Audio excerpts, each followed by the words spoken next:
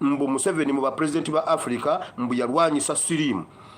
Museveni bakuba abantu siriimu, abantu beekyotera Greater Masaka bakwata amasomero mu biseera by'olutalo ne bakwata amasomero ne bagawamba ne bagafuula barakisi z'amagye ne bateekamu amalwaliro ne bagabiranga abantu olusiisira mu Greater Masaka.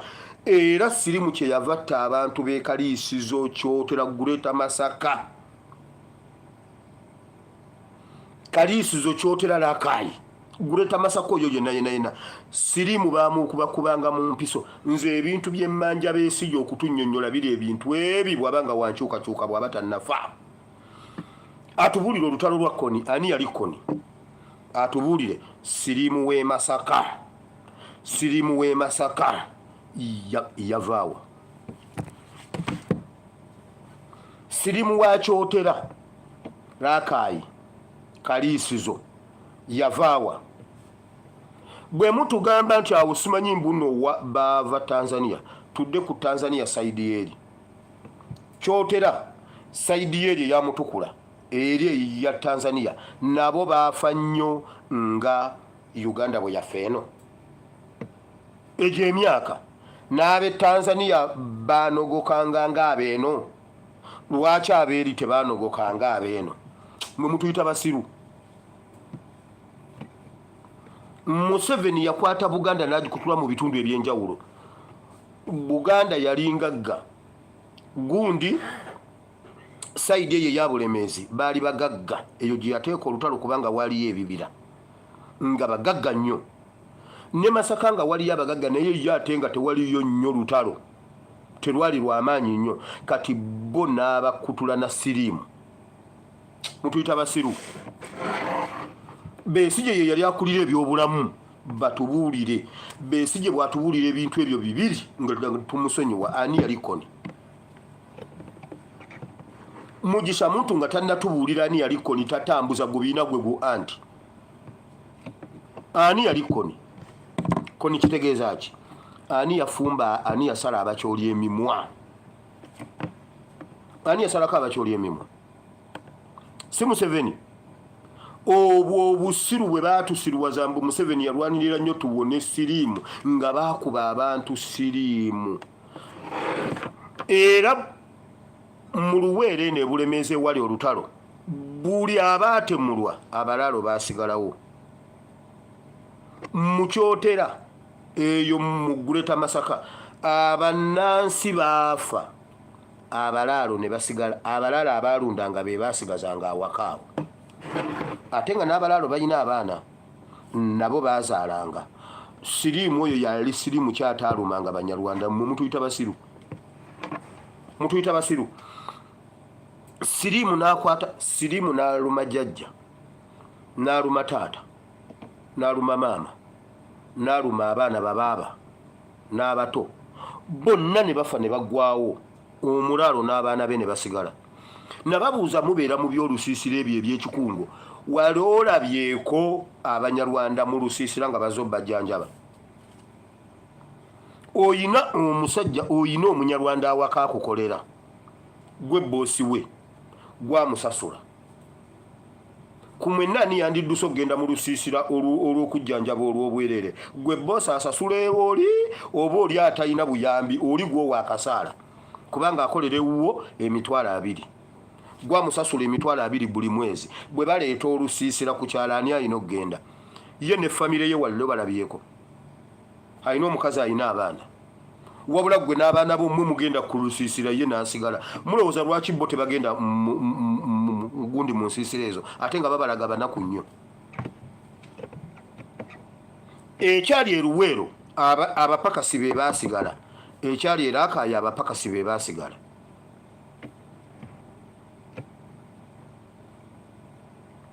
Nkikuddiramu ekiwulire. Ewaali olutalo nga basala abantu abayeekera nga abanyanya ba Obote nga basala abantu nga Museveni bwe yakitugamba. Abanyarwanda baasigalanga, naye ate nga Museveni yali amuyeekera, yali Munyarwanda. Naye Obote n'asala Abaganda n'alekawo Abanyarwanda. Wabula ne siriimu bwe yali akutula mu Rakai yakutulanga Baganda Abanyarwanda ne basigala. Era Abanyarwanda abo olwaleero bakitaabwe be baliwo mmwe abammwe tebaliiwo abammwe abakozesanga abalala bafudde bukadde Bagashumba abaana be basoma nabo bonna baafa Bagashumba bo ne basigalawo waayi abammwe mwabatwalanga mu UPDF simanyi mu masomero babajjanjabe Bagashumba bo ne batabajjanjaba kubanga bo baali baabwe ye kitawe yakamuziika Joan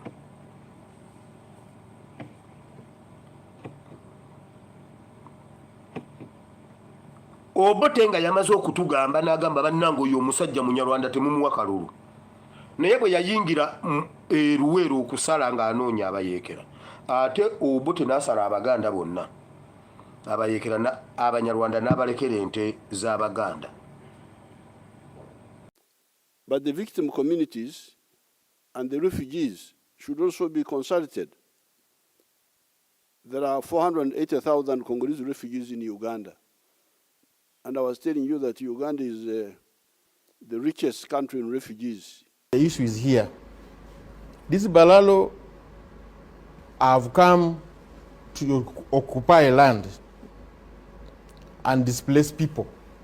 There is a program, a deliberate program to make them settle. They are aided by power of this Balalo here.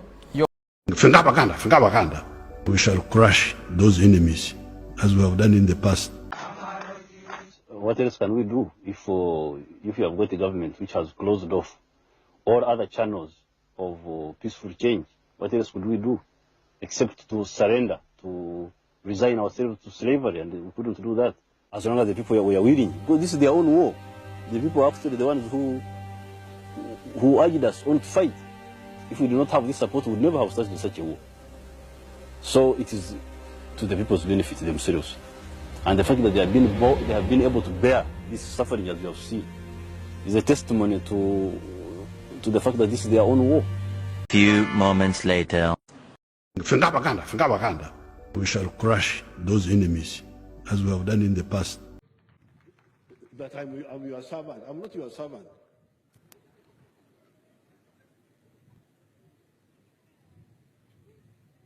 I am just a freedom fighter. I'm fighting for myself, for my beliefs. That's how I come in. He's just repeating the same story that they used to come and pick from the refugee centers. That is also very important.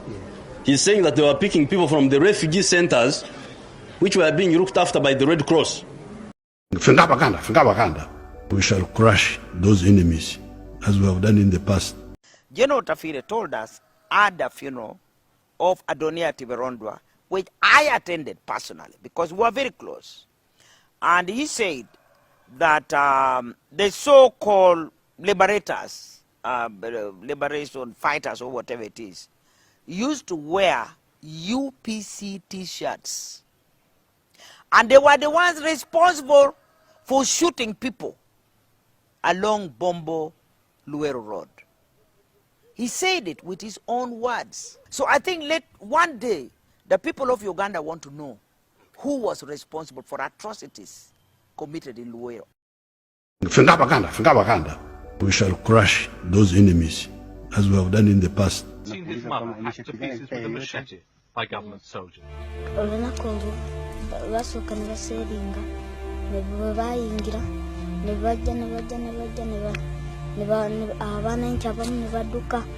Nebakwata mama wange nebamuta nente nebazitwala ne sente nebazitwala ono waba mulalo gwe baali basise mulalo waffe bwe yajja n'agamba mama wamu bamusonyiwa nebagamba gweddayo omulalo najja n'atulagirira mama waffe gy'afiiridde ne tujja ne tumuziika ne taata.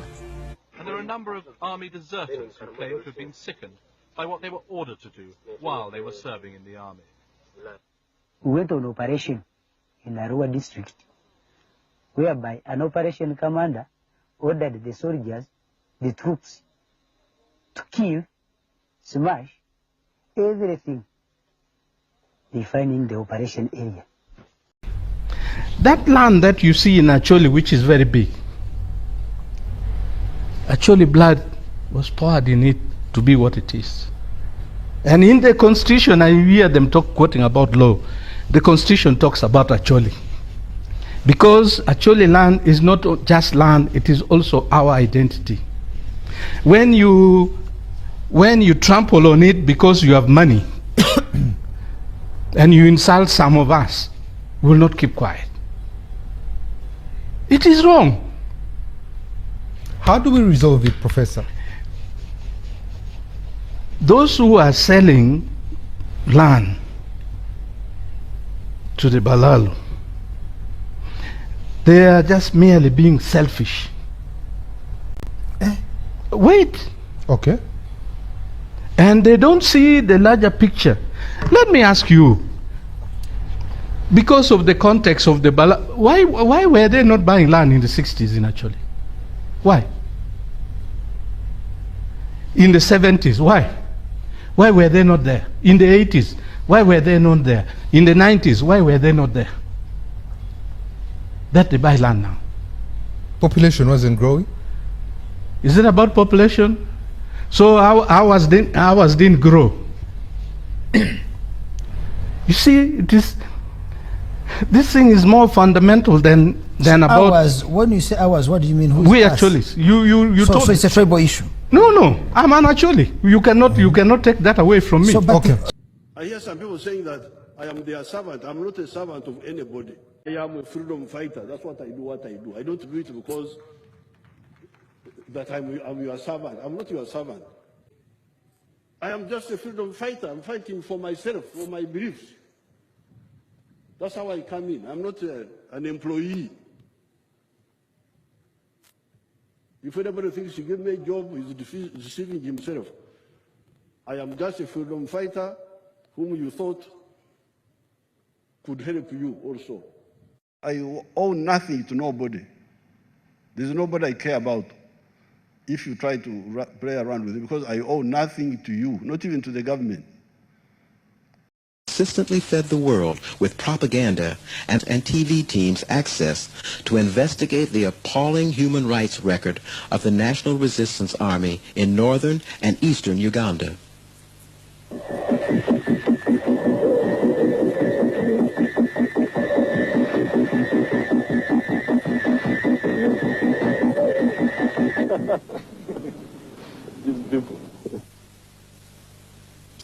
Operation Sim Sim is an unprecedented report by the first Western TV team to investigate the intolerable abuse of Ugandan women and men through rapes by the NRA.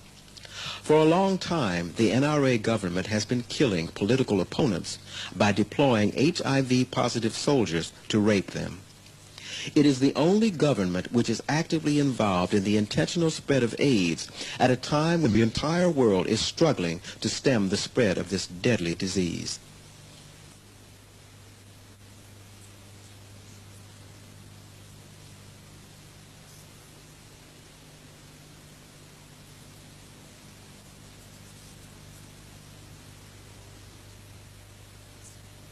"20 million people by the turn of the century. In the East African state of Uganda, the number of AIDS-infected people in the country has been steadily increasing. The Ugandan dictatorship of President Museveni is using the high number of his National Resistance Army soldiers to his advantage. The soldiers roam the land, searching for people opposed to his regime, and their weapon, the AIDS virus. A slum in the center of Kampala, the capital of Uganda.